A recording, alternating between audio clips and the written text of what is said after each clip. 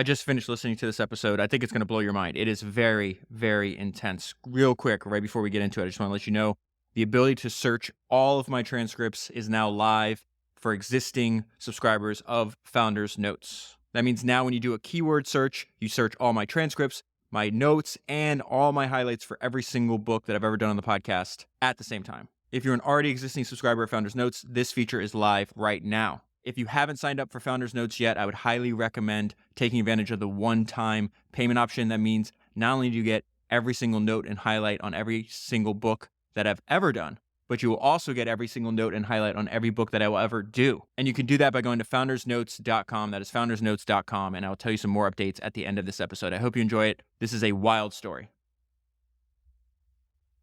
Cornelius Vanderbilt was only interested in two things: making money and winning. Often, he temporarily subjugated the need for the former to achieve the latter. Vanderbilt had an unquenchable thirst for conquest. There was nothing he would not do to conquer. Cornelius Vanderbilt and his enemy William Walker were alike in several respects. Both were opportunists. Both were prepared to suffer through short-term adversity to achieve long-term victory. Both Vanderbilt and Walker were loyal to those who were loyal to them, attracting lifelong allegiance from their closest associates. But that's where their similarities ended. William Walker, because of his limited resources, was prepared to give his trust too readily to achieve his ends, giving his trust to men who turned out to be liars, braggarts, and fools. The cunning Vanderbilt was a much better judge of character. And here is where the two men differed most. If you crossed William Walker, he would banish you from his world.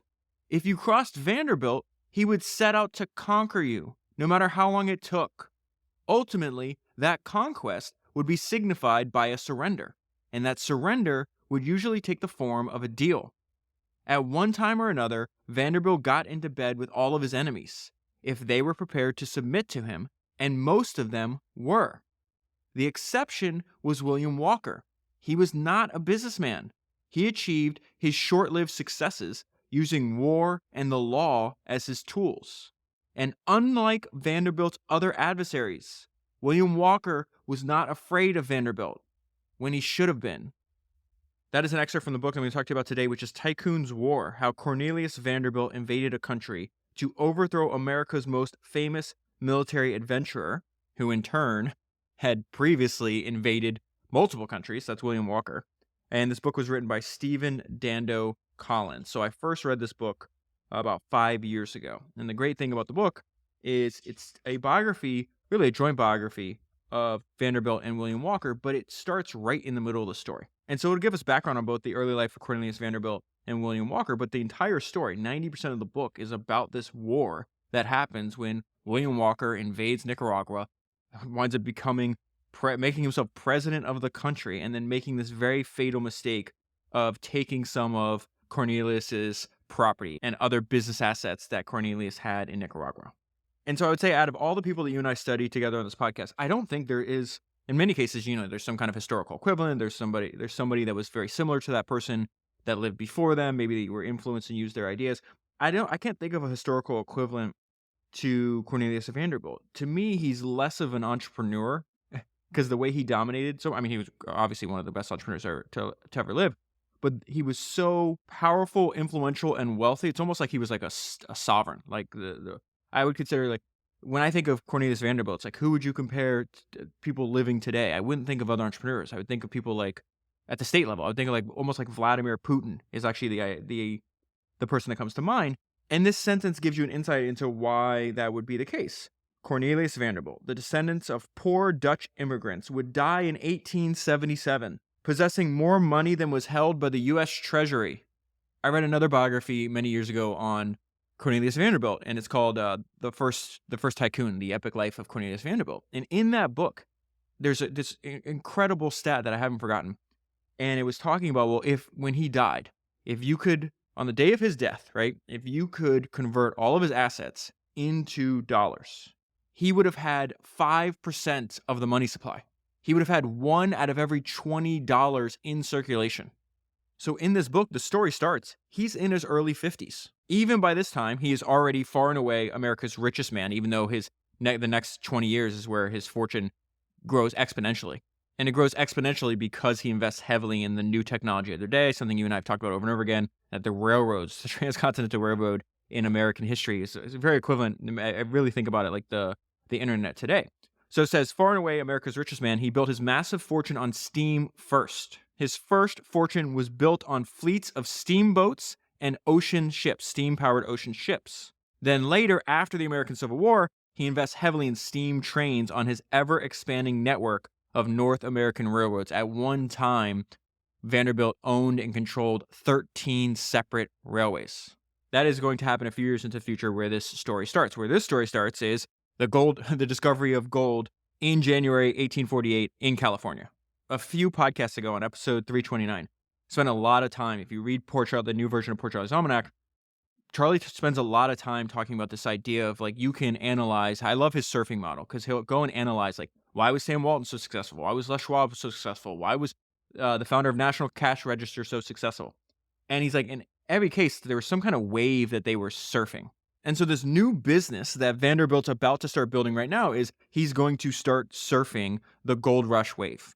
And he's perfectly positioned to do so because by the time the gold rush starts, right, he's already a multi-millionaire. But the gold rush combined with the railroads it says the immense wealth that he would amass by the time he died was still then only the stuff of dreams. And so Vanderbilt figures out, hey, I know how I'm going to make another fortune from the gold rush. He goes and pays a visit to the Secretary of State at the time, this guy named John Clayton. And this conversation, this meeting that he's going to have with the Secretary of State, to me, really describes the way his brain works and the way he approached his business, right? I'll get there in a minute when I'm going to compare and contrast, because you really think about like Vanderbilt, didn't had no formal schooling after the age of 11, right? His enemy in this book is William Walker. He's the opposite. We're going to get to him in a minute. This guy he graduates like goes to college, I think at 12 or 14. He graduates medical school, graduates law school, much more of an academic. Where by the time they meet and they actually start going to war against each other, Vanderbilt has 45 years of experience building businesses.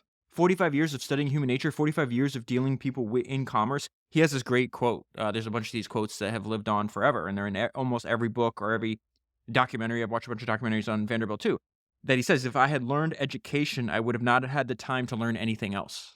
And so it's obvious when you look at how he built his businesses and the way he dealt with everybody around him, this is a very intelligent person, even if he wasn't formally schooled. I mean, the crazy thing is that he never wrote anything down. He would keep every detail of his business dealings in his head. There's stories later on in the book where people come to meet him, and he's sitting at his desk in his office. There's nothing. He has two things on his desk: a checkbook and a box of cigars. So with that in mind, let's go to this conversation he's having with the Secretary of State, right? And he knows there's this flood of immigrants that are coming from the East Coast. In many cases, previously they come from Europe to the East Coast of the United States, and then they want to get to where the gold is delivered, right? And so he is sitting here having this conversation.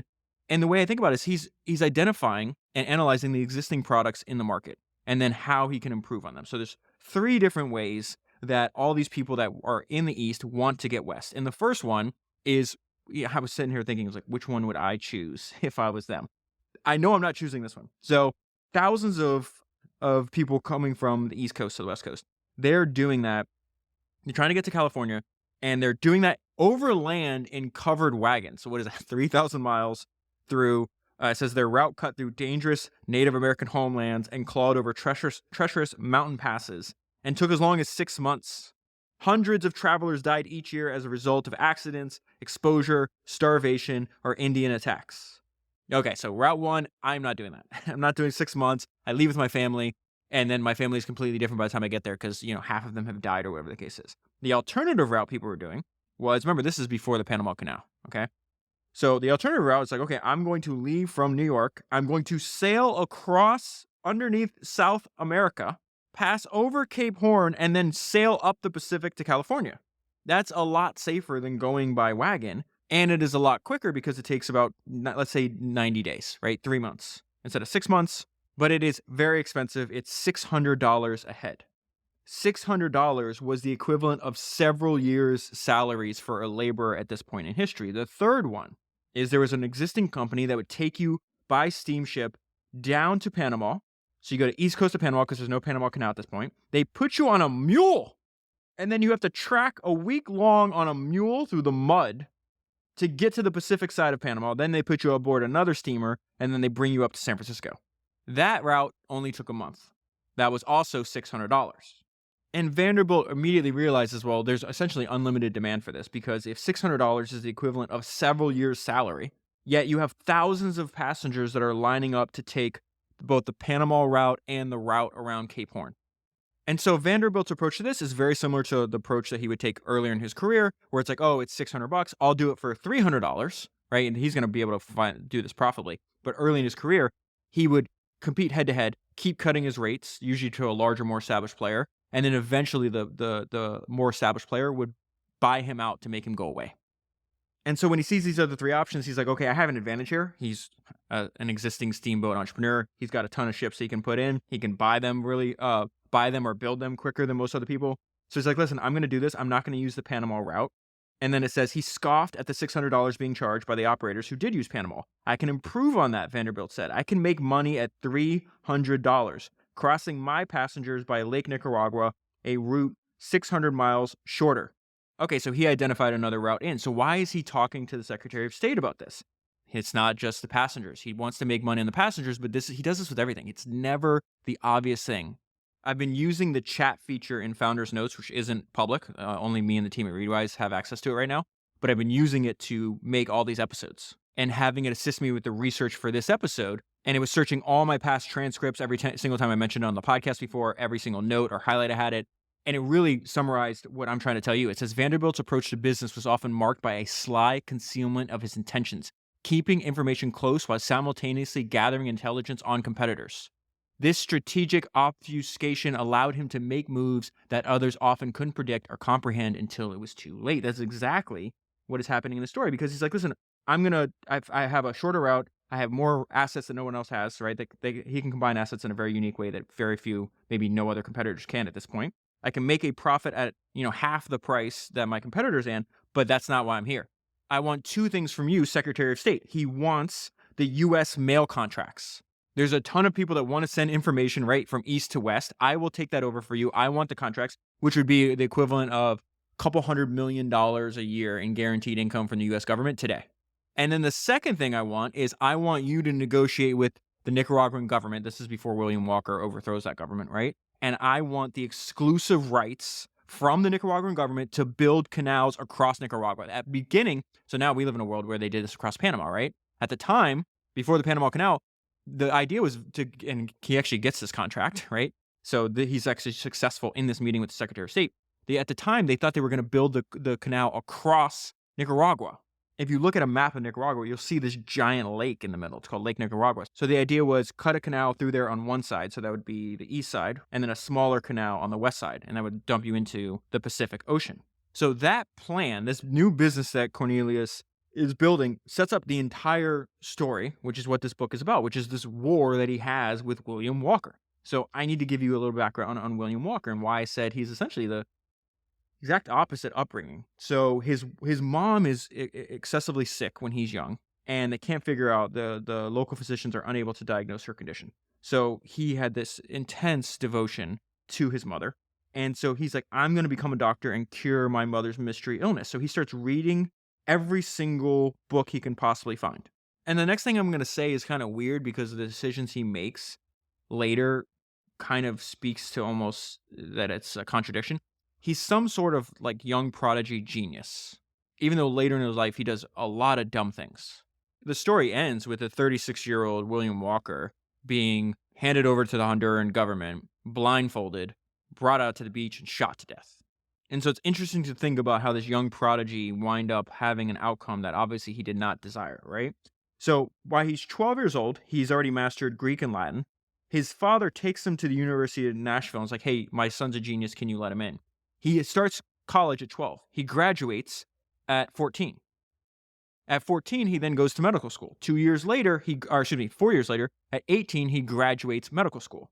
By the time he's 18, he's graduated college, medical school. He has also added a bunch of languages. He can speak French, German, Spanish. Despite all his medical training, he can't save his mom. His mom passes away. So then he loses his faith in medicine and he decides, hey, I'm going to be a lawyer. 2 years later, he has a law degree. Around this time, he meets and falls in love with this woman named Ellen. She is deaf. So what do you think Walker did? Walker makes himself fluent in sign language. Even after getting all these degrees, he decides, hey, there's a great line here. It says, Walker was convinced that the pen could potentially be mightier than either the scalpel or the gavel, so he became a newspaper editor. He is the editor of a newspaper. One of his staff members is a young Walt Whitman. And so for the next 10 to 15 years of William Walker's life until he dies, he is what's known as a filibuster. So a filibuster is someone who engages in unauthorized military expeditions into a foreign country or territory to foster or support a political revolution or secession. That was incredibly popular at this time because it's driven behind the doctrine of manifest destiny. And so not only do people believe, hey, it's manifest destiny for Americans to keep expanding westward, but they also would invade like Mexico and Central America. So William Walker does that. He invades Mexico unsuccessfully and then eventually invades Nicaragua successfully.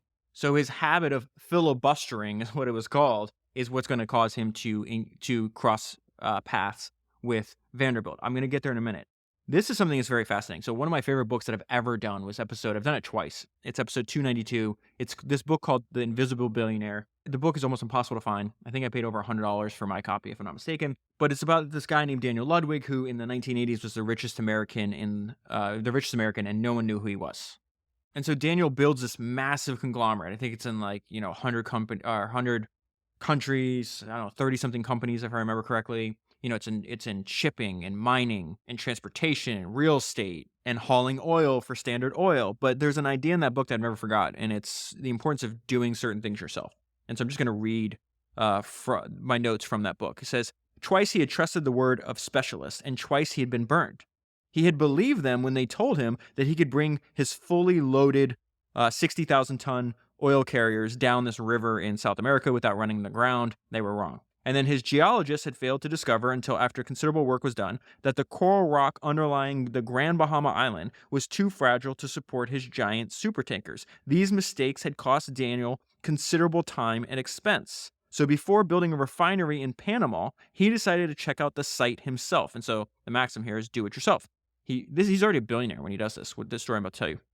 He catches a flight from New York to Panama. He goes to a little village store next to the bay. He buys a string and a heavy bolt, and then he measures that string out in 6-foot lengths, ties a knot at each interval. He then goes to the dock and rents a boat. He spends the entire day going around the bay checking the this is the punchline. He spends the entire day going around the bay checking the accuracy of every depth mark on the nautical chart. Experts are saying, no, we've already mapped this out. You can do it. Here's the chart. He goes and says, I'm going to check for myself. Only when he had satisfied himself that the water was as deep as the chart said did he fly back to New York and give the signal to begin construction. Vanderbilt does something very similar here. He sends his team down. He's like, okay, this is the route we're going to do. This is where we go and how we get people from the east coast of Nicaragua to the west coast. And so his advanced team is going down there and they're telling him, no, we're running around. We can't figure out how to do this. And so there's this great story in the book where there's this giant boat called the Prometheus, right? And it lands in Nicaragua. And there's only one person on the boat, and that's Vanderbilt. And it says the purpose of the voyage was so secret that not even Vanderbilt's wife knew that her husband had left town, let alone where he was going. Goes back to that secretive obfuscation. I definitely didn't say that word right. That secretive nature that he had. And it says Vanderbilt was on a mission. The news from Nicaragua had not been good. His steamers had been wrecked on the rapids, and his team is saying the rapids were impassable. They declared that his dream of conveying passengers up the river to the lake was unrealizable. Cornelius Vanderbilt would see about that. He would not let a few rocks stand in the way of making a fortune in Nicaragua. And so he goes and meets his team, essentially knocks them out of the captain's chair, right? He starts piloting these boats down himself. Remember, at this time, he was a steamboat entrepreneur at 11. He's like 52, 53, something like that, where we are in the story. And so it says, with Vanderbilt at the controls, he literally walked over the rocks using the paddle wheels of his steamer 4 feet. With the engineers shaking their heads in wonderment, the ship made it over the rapids. That's the first time. There's like 3 times he has to do this. So he gets the next one. He showed his companions one of the tricks that he had learned from during his 50 years in the river navigation business. Remember, they had saying this is impossible. He goes down there. He's literally proving that it can be done. Tells them to break out the ropes. He says the ropes were breaking out. One end was attached to trees upstream and the other was attached to the boat. He then lightened the entire boat of all but the people that need to be on board, the essential people on board. everyone else in the surging water putting their shoulders to the hull. And with the engines at full capacity, he got it up and over the quote-unquote impassable rapids. He reloads the boat, and they continue on their way northwest up the San Juan River. A few days later, it says it was New Year's Day, 1851, and Cornelius Vanderbilt had just piloted the first steam-powered vessel to have negotiated the entire 119-mile length of the San Juan River and reached Lake Nicaragua from the Caribbean Sea. Not for the first time in his life or the last, Vanderbilt had said that something could be done and then gone out and proven it. In the process, he opened up the way to California, a path that would soon be followed by tens of thousands of his countrymen. So Daniel Ludwig, like Cornelius Vanderbilt before him, proves that sometimes you have to do it yourself. So he starts this business. It is phenomenally successful. This Nicaraguan transit business, the company is going to be called the Accessory Transit Company. In the first 12 months of operation, it carried 2,000 passengers. Oh, and I forgot to mention this, another way he makes money in addition to the mail contracts. They're running gold, right? If you're discovering gold in the West Coast, you got to get it to the East Coast, which is the finance center. So he's carrying 2,000 passengers first year and billions of dollars worth of gold as paying freight. In the first 12 months, it delivered Vanderbilt a personal profit of tens of millions of dollars, in today's equivalent, tens of millions of dollars. So he has a deal where he pays like a flat upfront payment to the Nicaraguan government. And this is, hey, you can make 10% of the profit. Now, here's the problem. And this is what, when William Walker is the president, he's going to cancel this contract because it says the Nicaraguan government had not seen a single penny from the profit. They're supposed to get 10%. And why? Because Vanderbilt claimed there was no profit. This is like Hollywood accounting. He slyly billed everything possible to the Accessory Transit Company. This speaks to one of his most pronounced traits, maybe the most pronounced trait. As you can imagine, he was unbelievably ruthless. Let me give you another story of this. So he's from Staten Island, right? That's where he starts. Eventually, he wants to move from Staten Island to Manhattan because that is like the heartbeat. That's where the center of commerce is taking place. And his wife was like really pushing back. She wanted to stay on Staten Island. She did not want to move. They have like 13 kids or something like that. Not want to move the family in. So she gets hysterical about the planned move from Staten Island to Manhattan, and so Vanderbilt puts her in a private mental asylum for 3 months until she changes her mind. And so remember at the beginning it says, hey, most of Vanderbilt's adversaries were scared of Vanderbilt. William Walker wasn't, and he should have been. So when William Walker's going to confiscate his property, it's not like, oh, I'm going to sue you or I'm going to get back in court. He literally sends people to try to kill him. Hires multiple mercenaries. That is not hyperbolic. Like, that's exactly what he did. He's unbelievably ruthless. And so some of the stories that William Walker read when he was younger that had an influence on him, he was reading Julius Caesar's memoirs about his conquest of Gaul, and then he read about Sam Houston. So Sam Houston was William Walker's hero. And William Walker sees a lot of similarities between him and Houston. It says, like Walker, Houston had been born and raised in Nashville. Then he became a lawyer. Houston had gone on to serve as a U.S. congressman representing Tennessee, and had also been the governor of Tennessee. Houston had settled in the Mexican state of Texas, and 2 years later, he became general of the army of Texas settlers that defeated Mexico's president. Then they created the new Republic of Texas. In 1836, Houston had become the first president of the Republic of Texas. If this is William Walker's belief, if General Sam Houston could carve a new nation out of Mexican territory, so William Walker believed could he. And so Walker is going to evade Mexico. I think he lasts like 60 days, something like that. But then he gets kicked out and sent back to the United States. That failure, in turn, leads him to turn his gaze to Nicaragua. Now, there is something that's also interesting, is Cornelius Vanderbilt had never taken a vacation in his life. And so he builds this, I think it's the largest ship in the world at the time, his largest personal ship. And he's going to take off with his entire family to Europe because he's like, everything's going so good with all my businesses. I made tens of millions of dollars in profit in the first year from the Accessory Transit Company. He's got partners on the Accessory Transit Company, and so while he's on vacation, they actually screw him over. And so this betrayal leads to his most famous quote. And there is so much back and forth between, so it's going to be Morgan and Garrison. This is not JP Morgan, by the way. It's another Morgan. So it's going to be Vanderbilt versus Morgan and Garrison, okay? I'm going to give you an overview of this, and then there's all kinds of, they just go to war throughout this entire book, and obviously Vanderbilt's going to win.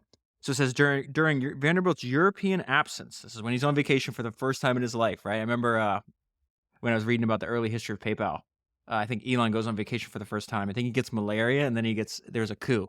And so his takeaway was never go on vacation. Uh, Vanderbilt never goes on vacation again after this too. I don't know why I'm laughing. All right, because he's just so crazy. He's nuts. Vanderbilt's absolutely nuts. During Vanderbilt's European absence, Morgan and Garrison collaborated to manipulate transit company stock in their favor. They held a secret board meeting in which Morgan was elected to the vacant company presidency and appointed the company's New York agent. They replaced Vanderbilt in that role. The board had also voted to cease Vanderbilt's 20% skim of company revenue. I should say that over and over again. This guy he's just double dealing everybody. I wouldn't cross him, but I sure as hell wouldn't be his partner either. So he will do this thing where it's like, he's supposed to have shareholders.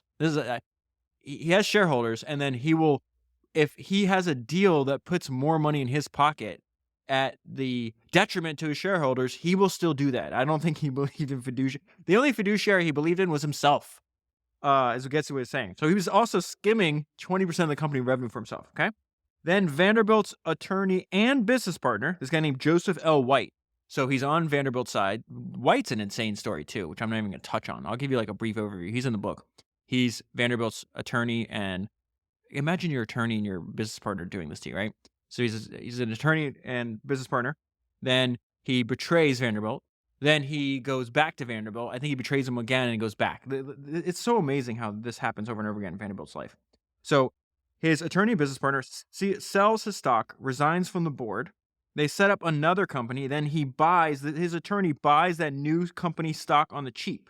And so just like William Walker will do in the future, essentially takes company assets, transfers them to either they're under their own control, right? And then cuts off. This is the main end result. Vanderbilt's cash flow, remember I just told you for the first 12 months, he's making tens of millions of dollars in today's money, right? And in the future, it looks like it's going to just keep printing money. Vanderbilt's cash flow from the transit company had been choked off. Vanderbilt comes back to New York months later, finds out. This is his most famous quote. He immediately dictated a short letter to both Morgan and Garrison. Gentlemen, you have undertaken to cheat me. I won't sue you, for the law is too slow. I'll ruin you.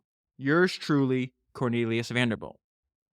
So then his first response, I just wrote same MO, same modus operandi, right? Like Cornelius Vanderbilt's assault on Morgan Garrison and the other rogue directors of the accessory transit company had gathered pace. What do you think he's going to do? He does what he did his whole life. A new steamship operator named Independent Opposition Line was advertised in New York newspapers. For $150, this new line would take you to California via Panama. He starts out analyzing, go back to that meeting with the Secretary of State. Listen to this, man. So he starts out, right? He's like, you guys are charging $600, I'll make money at $300. Cut it in half in price. Then he's wildly successful at $300. Then he gets his company taken away from him. And so what does he do? He's like, I will cut the price again. I will now take you for $150. He's not making money at $150, by the way. And the story gets even funnier. What ship is the Independent Line using? It is using the North Star. The North Star was this insanely luxurious yacht that he built just to go on his first vacation. He comes back, he's like, I'm never going on vacation again. Screw that yacht. He stripped it of all the beautiful interior and then fitted it out to carry 600 passengers. It says he would never again trifle with such a fabulous toy and would never again take an extended vacation. This first maneuver is so successful, and it sets up his second maneuver. Listen to this. So he's got exactly what happens, what I was talking about earlier, what he does in his career, where he's like, okay, I'm going to go compete head-to-head to you. I'm going to cut my rates. You're going to have to cut your rates to match me. It's going to bleed you dry. You're going to realize, hey, I just need to settle with this guy so he goes away, and then I can go and jack my rates back up and actually make money. So they go and do this too. So now his former partners who try to screw him over, right? They go to him and say, hey, this is unsustainable. Sell us your ships. We will pay you to go away. Maybe they thought he did this in the past. He'll do it now, right? But this is different in the past. This war had dropped the stock price of the transit company shares all the way down to $21. So we got to get out of this. We're going to pay him off. So they go to Vanderbilt and they give him a proposal. He accepts it. So then Morgan or Garrison are like, oh, this is great. It says the deal signaled, so Morgan and Garrison believed that Vanderbilt had given up his plan to ruin them. Wrong. But Vanderbilt had done no such thing. Listen to what he does. So he's going to take their own money. Think about it. He just got a bunch of money from them. He's going to find ways to use that money to their own demise. So, having wrung his outstanding commissions from his enemies, money few observers thought he had any hope of recovering, Vanderbilt would embark on a fresh campaign to ruin the pair, cashed up with their own money. For 2 months, nothing was heard from him. Meanwhile, the accessory transit company failed to deliver a dividend. Why did they fail to deliver a dividend? Because they had this huge settlement they had to pay Vanderbilt. So that money that was going to go to the shareholders as a dividend had to go to Vanderbilt. So when they failed to pay the January dividend, you have Vanderbilt's son-in-law, this guy named Daniel Allen, who was a former transit company vice president and a shareholder, launched a legal action against the current directors, which is Morgan and Garrison, right? Accusing them of incompetent management, misappropriation of funds, and the illegal issuing of 40,000 new shares in the company, which they had to issue to finance the purchase of Vanderbilt's 7 ships. The judge agrees. He issues an injunction against Morgan and Garrison, prevents them from issuing more stock or entering into new contracts with any other company. That uncertainty causes shareholders to dump transit company stock, and obviously its value continues to decline. Now you have a falling stock price, you have a temporarily troubled company, and you have a guy that's sitting on a bunch of cash that the company just gave him for his 7 ships. What do you think he's going to do next? With the share price down, Vanderbilt began to acquire accessory transit company stock, a parcel here, a parcel there, frequently using friends as the buyers. Goes back to this obfuscation, this thing that he's always concealing his emotions. He does it, his emotions and motives, actually. He does this his entire career. Month by month, Vanderbilt he secretly rebuilt his stock holding in the company, working towards the day when he could again boost a controlling interest and kick Morgan and Garrison out. So I'm going to fast forward a little bit in the story. Walker has already taken control. There's a civil war going on in Nicaragua at the time. Walker intervenes, winds up winning, taking control, and is heavily reliant on these steamships that are bringing supplies, reinforcements, they're bringing him weapons, they're bringing him gold, they're bringing everything he needs to fight a war, this ongoing war, and run a country.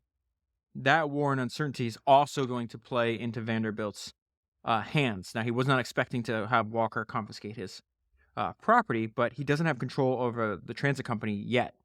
And so here are some events that are going on in Nicaragua at the time and how it affects Vanderbilt's plan to ruin. Remember? It says Vanderbilt was close to pouncing on the men he'd promised to ruin.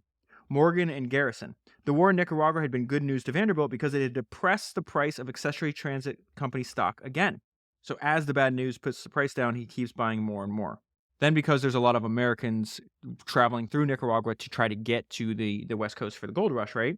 They're in the middle of a civil war going on. And so a few American transit passengers are actually murdered. And so as you can imagine, the stock is getting killed. And this is the important part. It says Vanderbilt did not share their pessimistic outlook for Nicaragua, meaning the market's pessimistic outlook. Why? The route to California is too important. He knew that the U.S. government would intervene. The U.S. government is not going to, at this point especially, is not going to allow American citizens to be murdered in Nicaragua. And at the same time, as you can imagine, people are hearing stories of American citizens getting murdered on their way to California, so they choose a different route. And so for the first time in the company history, they have to borrow money because they're not making money anymore. And so if you think about the two different views, right, you have the stock, you have to ask yourself, like, well, if you own the company and now your stock is getting hammered, right, but you are optimistic about its future, like Cornelius Vanderbilt is, you would buy more. But Morgan and Garrison aren't doing that. And it goes back to this idea that I mentioned earlier. Vanderbilt's approach to business was often marked by a sly concealment of his intentions, keeping information close while simultaneously gathering intelligence on competitors. This strategic obfuscation allowed him to make moves that others often couldn't predict or comprehend until it was too late. They don't know he's buying up the stock, right? He's certainly not telling them. And then publicly, he's like, oh, I don't care about this route anymore. I'm focused on launching a transatlantic ocean steamer service to France. So as a result, it says Morgan and Garrison did not see him coming. They did not have sufficient faith in the future of the transit business to buy up the cheap shares themselves. Vanderbilt was only weeks away from winning the larger game by completing his overthrow of Morgan and Garrison and resuming control of the accessory transit company. And that's exactly what happens less than a year later.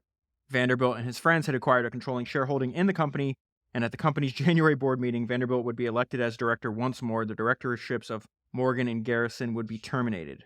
Morgan and Garrison were out of the door. Vanderbilt was back in control of the company that he founded. And so shortly after this happened, this is when William Walker decides to seize. He uses his power as the president of Nicaragua, right, to seize all transit company assets in Nicaragua as part of the payment for what he considered hundreds of thousands of dollars that he contended were owed to them by the transit company in unpaid commissions because they were supposed to be getting 10% of all the profits. So he's going to seize Vanderbilt's lake and river boats, their depots, their buildings, the employee houses, all the equipment, their stagecoaches, their horses, their mules, everything. And so in Vanderbilt's estimation, those assets were worth close to $1 million in, $1850. So billions today. And so Vanderbilt's going to approach this problem just like he does every other problem. You see that he doesn't just have one vector of attack. He always uses multiple attack vectors. And one thing he knows, this was very fascinating. Remember, it says that he's going to die with more money than U.S. Treasury. He is richer. He's got more. This is not even a joke. He's got more money than I think every single Central American government combined, right? Which is a wild statement. So he says, Vanderbilt knew that after 18 months of civil war, the Nicaraguan government was as good as bankrupt and could not afford to buy as much as a rowboat. And so his first method of attack, he goes to the Secretary of State, and he says he just runs into his office. This is right after he finds that the Nicaraguan government had canceled his charters, took all of his assets, and it says he exploded with rage and indignation and demanded redress by the U.S. government. He wants the U.S. government to use their military to get his assets back. The very next day, he does the same thing to the British ambassador in Washington, D.C., because at this time in history, the British Empire is down there, Americans are down there, Mexicans are down there. There's an ongoing war between 5 other Central American countries. There's all kinds of different parties at stake here. And so the British agree to help Vanderbilt because Vanderbilt was already aware that Walker was a thorn in the side of the British government because he had been trying to occupy Greytown, which was under British control or rule at this time. And so the British ambassador agrees to permanently station a warship at Greytown and tells Vanderbilt that he could ask for the assistance of the commander of that ship. So starts with the Secretary of State of America, then goes to the ambassador of Britain. Then he goes and meets immediately with the ambassadors of the Central American states of Costa Rica, El Salvador, Guatemala, and Honduras, and the ambassador of Colombia. And so Vanderbilt tells them a story that, hey, you guys have to be really careful here, that William Walker's actual ambition is not just complete control and presidency of Nicaragua. He actually plans to conquer all 5 nations and make himself their emperor. That might have actually been true because the star, the flag that Walker uses for his, I guess, miniature empire at this point is a 5-pointed red star. And so at the very end of the book, it kind of speculates on Walker's motives. This is after the epilogue, and I don't even know how many people even get to this page. But it says that there was other people around Walker that said he was indeed bent on the creation of a Central American empire with himself at the head. Now, how realistic that would have been at this point, and Walker doesn't really have assets, doesn't have a lot of weapons, doesn't have a lot of people. That's one thing, but Vanderbilt was really smart in saying, hey, this is where he's at now. He's going to expand. We should work together to get rid of this guy. And the reason I think it's so smart is because if you think about all of the conversations he had with Secretary of State of America, the ambassador of Britain, all these ambassadors in Central American states, he's turning everyone against Walker by appealing to their interest. He's not saying, hey, let me get my ships back because I'm super rich and I want to be even richer. He's saying, look, Walker's meddling in all... He's trying to overthrow Greytown. That's under British control. He's meddling in all the ideas, or meddling in the politics, and going against the interests of the U.S. government. You're the Secretary of State. You can't let that happen. Hey, look, he has his flag. He's going to eventually invade your countries just like he did for Nicaragua. But turning everyone against Walker by appealing to their interests is the really smart move here. And then another prong on this attack. He goes directly to the United States people. He'd announced in the press, the Nicaragua line is withdrawn for the present in consequence of the difficulties in that country growing out of the extraordinary conduct of General Walker. This is Vanderbilt talking. Growing out of the extraordinary conduct of General Walker in seizing or taking by force the property of American citizens. I deem it a duty I owe the public, to the country, and to the transit company to remain quiet by letting the ships of the company... That's hilarious. He's not being quiet at all. To remain quiet by letting the ships of the company lay at their wharves until our government has sufficient time to examine and look into the outrage committed upon their property. It's not a U.S. company. This is crazy that he's even doing this because it's a Nicaraguan company. But Vanderbilt has this extremely advanced understanding of human nature where it's like, okay, well, hey, look at this guy. He comes down there and he steals US property. What is the US government going to do about this? They have to get that US property back. It's personal property. It's his property. And the company isn't even registered in this country. And we're not done. He, again, multiple attacks. He starts hiring secret agents, mercenaries. He pays them to travel, gives them guns, gives them people, gives them money, and says, go to Central America and disrupt in any way possible the activities of William Walker. This is a guy named Birdsall. That's the first one that goes down there. He's one of many. Their job is to actually steal back from Walker Vanderbilt's property and ships.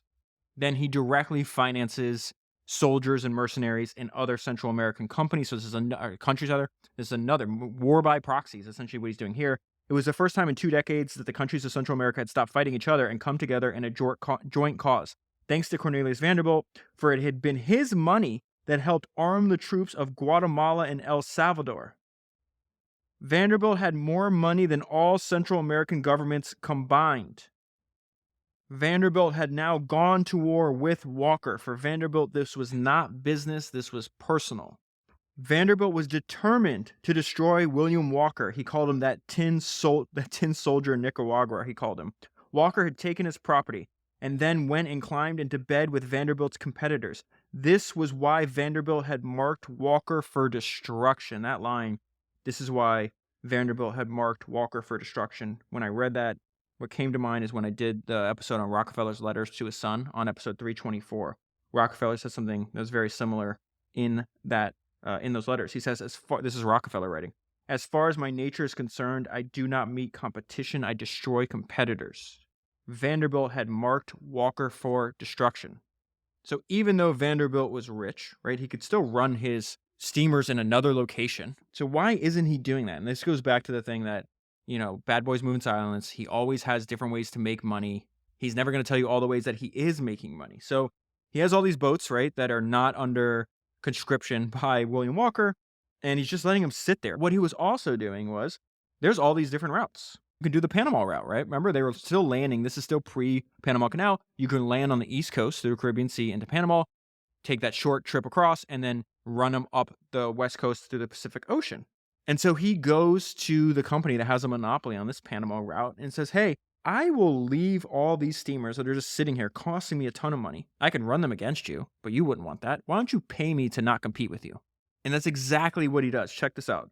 So it says Vanderbilt himself had been secretly making a vast profit from his idle steamships. Previously, Vanderbilt had paid a visit to his competitor, this guy named Aspinwall, and he made a deal with him. For 2 months, Aspinwall had paid him $40,000 a month on the condition that Vanderbilt not put his steamers on the Panama run in competition with Aspinwall's own vessels. That money went to Vanderbilt personally, not to the transit company, even though those are the transit company's assets. Over the next 2 years, this deal would net Vanderbilt personally close to $1 million. And again, that is $1 million in, $1855. That's a staggering sum of money.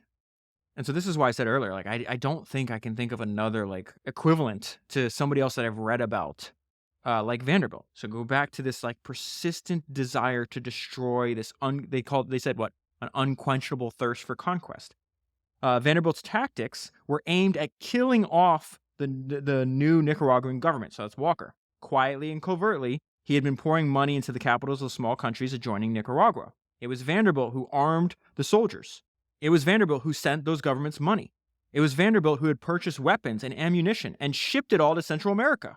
The invasion of Nicaragua by the Allied armies, that's what they called the other armies, the other Central American armies, right? The invasion of Nicaragua by the other Central American government armies had been motivated, financed, and equipped by Vanderbilt. As far as Vanderbilt was concerned, there had to be a way to beat William Walker, and by hook or by crook, he would find it. And so I want to go back to something I mentioned earlier, that you have this child prodigy. He speaks 6 languages. By the time he's, 20 or whatever the age, he's got a law degree, a medical degree, graduated college at 14. Clearly, from an academic perspective, a great student, tests really high, gets all these credentials. But with dealing with people I don't have any other way to put this, but unbelievably naive and stupid. This is a intelligent, dumb person.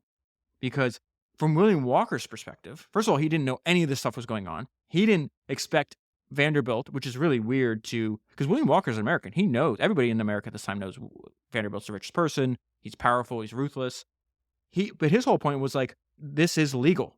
I am the president of Nicaragua. You, Vanderbilt, had signed this legal contract with us. You did not live up to your end of the bargain. It was legal for me to confiscate your property. And what William Walker failed to understand is that for people like Vanderbilt, laws are just words written down on paper. He does not give a shit. One of his most famous quotes says, "What do I care about the law? Ain't I got the power?" This is like basic history 101 throughout human history. If you take something of value for another human, they tend to react in very violent ways. Walker thought he was protected by the law. Walker thought he was protected by words on paper. You got Vanderbilt saying, Secretary of State, go kill this guy. British government, go kill this guy. Mercenary, 1, 2, 3, 4, 5, go kill this guy. Government of El Salvador, Honduras, Colombia, go kill this guy. This is why you and I have talked about over and over and over again. This is not a podcast where just list all the business ideas. That's not, you have to understand why they are, like, this is why we spend so much time on the struggle, their early life. If you understand their early life, you will understand why they are the way they are, and therefore you have a fundamental understanding of how to deal with them.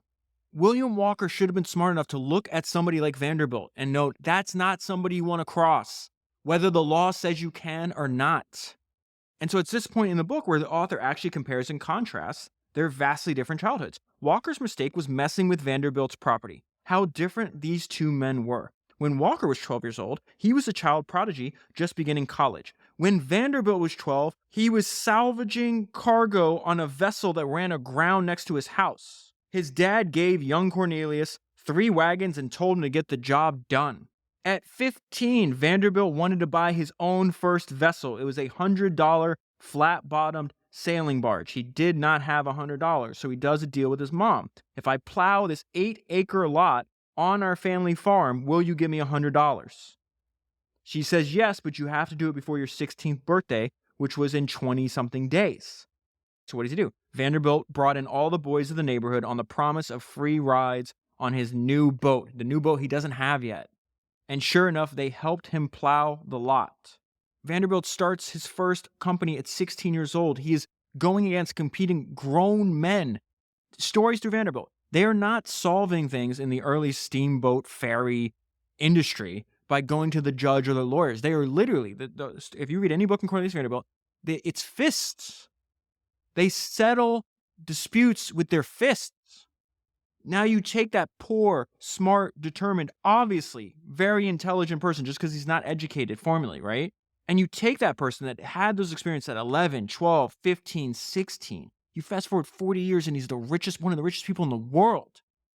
And that's the guy you decide to take his property? Whatever you call that miscalculation, one thing you cannot call that intelligent. If you care about your life, you cannot cross people like that. And in many cases, you can't predict who it's safe to cross and who it's safe not to cross. So you should probably just, this is why I say rule number 2 in the Center Family Household I teach my kids is mind your own business. That is for their safety. And so in yet another plan, he literally puts $50,000, actually $100,000 on William Walker's head. He has 2 more mercenaries come to meet him in New York and says, hey, you come back. And if you can get Walker out of there, dead or alive, you come back to this office and you are each going to receive $50,000 in cold, hard cash. Remember, that's $50,000 each, that's $100,000 at a time when the average laborer made $600 a year. So one of the guys he offered that $50,000 to is this guy named Sylvanus Spencer, who goes down to Central America and starts just confiscating ships, blowing them up, as we'll see. So it says Sylvanus Spencer had captured Hips Point, El Castillo, and Fort St. Lucas. These are all things that were previously under William Walker's control. Plus 4 river steamers and a lake steamer. So he captures 3 ports and 5 boats. This left just 3 lake steamers remained available to Walker, and Spencer had a plan for seizing them too. This is the punchline. This is why I'm reading this to you. Deprived of vessels, Walker would be like a man without legs, and Cornelius Vanderbilt would be one critical step closer to winning his war. A short time later, you see this is very consistent in Walker's personality, his miscalculations. He's now fighting the Allied army, right? The army that Vanderbilt funded and set up. They have 4,000 people, okay? Walker's got 900. One of his captains does something that Walker doesn't like, and so he winds up dismissing him. What are you doing? You're getting rid of one of your best people because of your principle, right? This is life and death. You are at war. There's 4,000 people right around, on the other side of that line. You got 900. And so he says there's this meeting between this captain that Walker dismisses and Walker. This is what Walker says. If this is the way you're going to do business, Nicaragua has no further use for you. We want nothing of this sort done here, sir. The embarrassed captain departed without a word and was never heard of again. Even though he was surrounded by 4,000 people, Walker was prepared to let officers go if they broke his rules. Walker fails to realize that he's at war with someone who has no regard for rules. So Walker's dealing with sabotage. He's losing all of his steamers. He's got 900 men. He's got 4,000 people surrounding him. He's got all these other mercenaries put up by Vanderbilt taking his stuff. And then what happens? Here's another Vanderbilt attack. That same day, the U.S. Navy's 958-ton warship called the St. Mary's dropped anchor a little distance from Walker. The guy running the ship is Commander Davis. Commander Davis had come to Nicaragua with express orders from Washington. Officially, he was to take steps as circumstances required for the protection of American citizens in Nicaragua. In reality, the Navy Secretary, at the request of the Secretary of State and the urging of Cornelius Vanderbilt, had given Davis the job of ending the war by removing William Walker from Nicaragua. One way or the other. Remember, he's got multiple attacks running simultaneously against his enemy. One way or another, the Commodore, which is Cornelius Vanderbilt's nickname since he was a kid, one way or another, Vanderbilt was determined to get Walker. So shortly after this, one of the few steamers that Walker still has access to, that's giving him, supplies, weapons, more recruits to come and fight, blows up, and 60 men were killed in the blast. Walker wrote that this was just ill luck. He doesn't even know what's going on. It wasn't ill luck. It says several eyewitnesses believe that it was caused by some miscreant who threw a flask of gunpowder, into the furnace. We know that it must have been powder from the fact that the faces of the wounded were a great deal blackened with gunpowder, and it was indeed powder that had caused the explosion. Previously, when this vessel had stopped to refuel, it had taken on board pieces of gunpowder-filled firewood. So it's throwing in firewood it obviously doesn't know it has gunpowder in there because that would cause the ship to blow up, right? That gunpowder-filled firewood had been planted at the riverbank depot weeks before the disaster. It was planted there by a mercenary in the employment of Cornelius Vanderbilt. This action finally sealed the fate of the filibusters with Walker with an improvised explosive device and brought to a close the last attempt to reclaim the river and send hundreds of desperately needed men to Walker. Walker was now cut off from the Atlantic and Gulf states. So no new men, no new supplies, and no new food. It says Walker's army had been surviving on a small ration of mule meat. A little more of this, one of Walker's soldiers said, and we'll have to start eating the prisoners. Everybody around Walker is trying to convince now him to surrender. Eventually they get through, and they said, hey, if you surrender, you can surrender to the U.S., and they won't kill you. They'll bring you back to the United States. So it says on May 1st, William Walker boarded the U.S. warship. This is Commander Davis, the guy that was sent down there, right? Commander Davis insisted that all of Walker's ships that he had left, I think he had 2 left, be handed over to the Allies. So those are the other Central American armies that Vanderbilt funded, along with all of Walker's rifles, cannons, and ammunition. Walker surrendered with only 407 troops remaining. Cornelius Vanderbilt wins, and it says he can now enjoy the spoils of his Nicaraguan victory. Unbelievably, Walker goes back to the United States, tries to reinvade again, fails a few days later, then goes back to the United States for the second time, then for the third time tries to invade. This time the British capture him. They hand him over to the Honduran government, and on September 12, 1860, a 36-year-old William Walker was led blindfolded onto the beach. They asked him if he had any last words. He was still speaking when his executioners fired. The officer in charge then walked up to Walker's fallen body, put a pistol to his face, and fired at point-blank range so that the corpse could never be recognized. Walker's naked body was then buried in the sand. By this time, Cornelius Vanderbilt had forgotten all about William Walker because he wasn't even interested in Nicaragua anymore. Because it turns out it wasn't William Walker that sealed the fate of the Nicaraguan Transit Company. It was the Intercontinental Railroad that opened up, linking California and the East Coast, rendering his transit company obsolete. And the final trait that I want to impart to you that Vanderbilt had that was beneficial in business is that he would surf each new technological wave that he believed in. So it said Vanderbilt had seen the future of railroads well before many others. He would accumulate controlling interest in 16 key lines. So 16, I think I said 13 earlier, so it's even more. He would accumulate controlling interest in 16 key lines. During the Civil War, he chartered a number of his steamships to the U.S. government, which converted them into warships.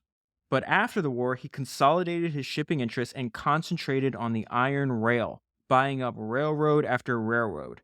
His crowning glory was the construction of New York City's first Grand Central Terminal.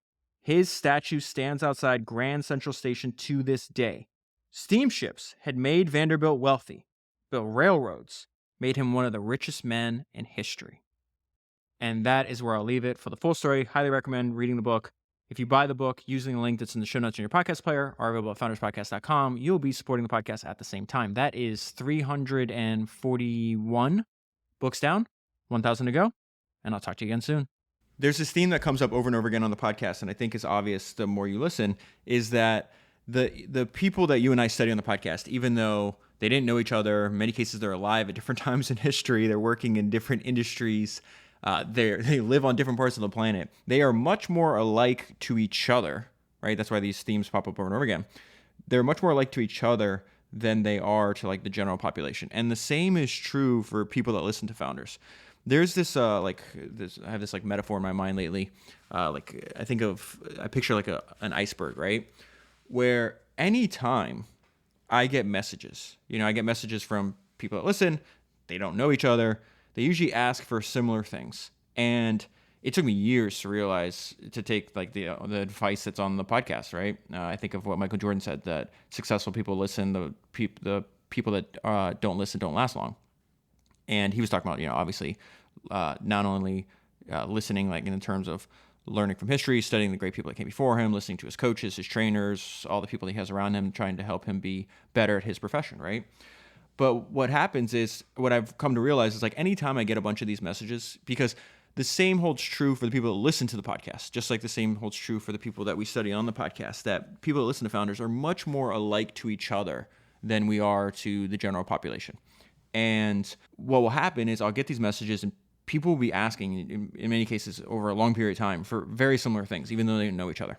And every time that has happened so far, that I actually dig deeper, it's that these messages I'm getting it's like the tip of the iceberg, the part that is outside of the water. And then you go deeper and you have this mass underneath that is hidden. You just had to actually look.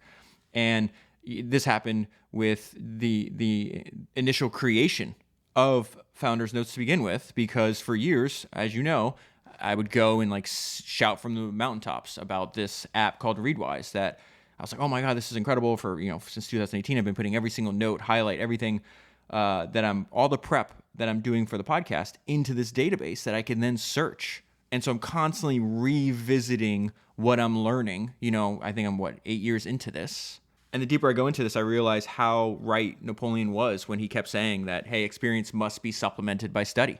No man's personal experience can be so inclusive as to warrant his disregarding the experience of others. You say over and over again, you need to read over and over again the campaigns of Alexander, Hannibal, Caesar, Frederick the Great. Make them your models. This is the only way to become a great general and to master the secrets and the art of war. The same is applied to entrepreneurship, which we see over and over again. So we see over and over again in the sense that they're constantly studying the great people that came before them. So once people said, hey, I want access to your notes and highlights, for years people were asking me for this. That is the tip of the iceberg. Then I build this product, which is Founders Notes. You can get it at foundersnotes.com if you don't already have it. And it turns out there's this huge mass of people underneath that want access to it, that see the value in constantly reading and rereading my notes and highlights. Because, of course, by rereading my notes and highlights, it's going to spawn ideas that you can use in your work. That was the first part. The second part was then people started asking, hey, I know it's an annual subscription. Is there a way I can just do a one-time, can I just pay once and have it forever? And then over the last few weeks, as you've already heard, I start testing it out because I'm like, oh, that's interesting. So that if we do that, like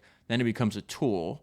And that's kind of weird. Like how many times it becomes a tool that you can use for your entire career. So you'd get not only every single note and highlight that I've done so far, but every single note and highlight that I will do in the future. And I have to do this in the future because I can't make the podcast without this. Essentially what I'm building, what Founders Notes is for you, is my internal tool to condense and clarify the collective knowledge of history's greatest entrepreneurs. That's exactly what I'm trying to do. And so once I listen, it's like, okay, well, let me test this out. Let me see what happens. The response has been overwhelming. Most people are opting for the one-time option. And there's very few products or services that you can buy that actually get better with time. So think about how crazy this is. So if you sign up for the one-time option, okay, you get everything I do in the future. So the product by default every week, because I keep adding to it every week, improves over time. But then I'm also building all these other new features, and then you get all those features essentially for free. So that's another way the product keeps improving in the future. So one thing I've just did, and I've been telling you about this, is forever, you've been able to search my notes and highlights, right, in a keyword search. So anything you're thinking about, hiring, firing, recruiting,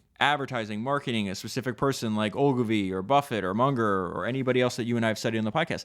Then we just add, and this is live now, by the way, and I've had all these tools internally because me and the founders of Readwise have been testing this, and the engineers of Readwise have been testing this because this is who I've partnered with to build it. And so we always got to test it before we make it public. So the transcript feature is live right now. So that just makes keyword search not twice as good, maybe, I don't know, 5-10 times as good, because then you have every single word I've ever uttered on the podcast that you can now search. One thing, if you already an existing subscriber, or if you're going to subscribe and to get Founders Notes, the keyword search, make sure you're using Founders Notes on your computer. There's been several bugs on the keyword search with the transcripts on mobile. They're already being worked on and hopefully squashed very soon. But from my own experience, I think the experience on your computer, on a desktop or laptop, is far superior than mobile. I'm going to have to build the Founders Notes app, which I'll eventually get to. So that is live. Now, the other feature I've been talking about to say, hey, how can we use these new chat-like AI interfaces and be able to search through everything that I have? Transcripts, notes, highlights, not just keyword, but actually semantically. The way that you would search is if you were to ask me a question, for example. And so I told you in the past, I need a name for this. It's like Founders GPT sounds terrible. This is another feature that we've been testing internally. We called it Founders Chat. I don't think I'm going to keep it as Founders Chat because this is what I really think it is. I think I'm going to call it Super Search or something like that, because to me, it's like searching the entire corpus of the Founders Podcast, all the material I've ingested to make Founders Podcast, for the 350 or 341 episodes or whatever it is, right?